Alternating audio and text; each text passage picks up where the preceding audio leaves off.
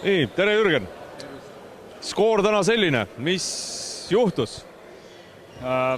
Skoor on tõesti selline ja skoor on väga paha, et 10-ga siin kaodata siis võtab ikka meele mõrudaks.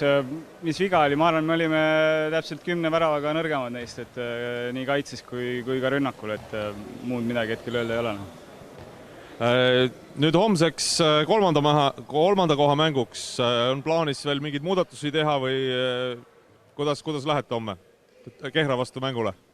No nendest muudatustest ma ei hakka siin praegu teiega rääkima, et eks neid ole homme platsil näha, aga kindlasti proovime anda tugevama lahingu kui täna Viljandi vastu ja ma arvan, et meil on kõik selleks olemas. Aga suur tänu ja vaatamata kõigele soovin teile homseks edu. Aitäh! Palju õnne, Marko! Aitäh! Et tundus, et võtsite Viljandist Ordu Linnuse müürid kaasa ja ladusite sellise kaitse siia ette, et Tallinnal ei jäänudki muud võimalust. Et küsiks, et kus planeedil te sellist kaitset treeninud olete?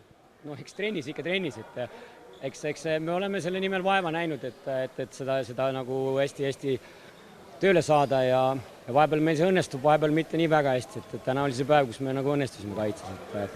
Et eks see on meie mängu päris suur alus, et õnnestuda kaitses ja tänase mängu peale me häälestasime ennast ka ikkagi, et kui see on selline karikamäng ja ühest mängust, siis me tahtsime alustada kaitses hästi agressiivselt ja no, täna läks nii. See hooaeg on üldse, Balti liigas olete liidrid, Eesti meistrivõistlustel võrdsete punktidega Põlvaga olete nii-öelda ka esikoha konkurentsis ja ainukene punkt, mis te oletegi kaotanud, ongi Põlvale viigimäng, mitte kaotus. Et kuidas homme, sama taktika?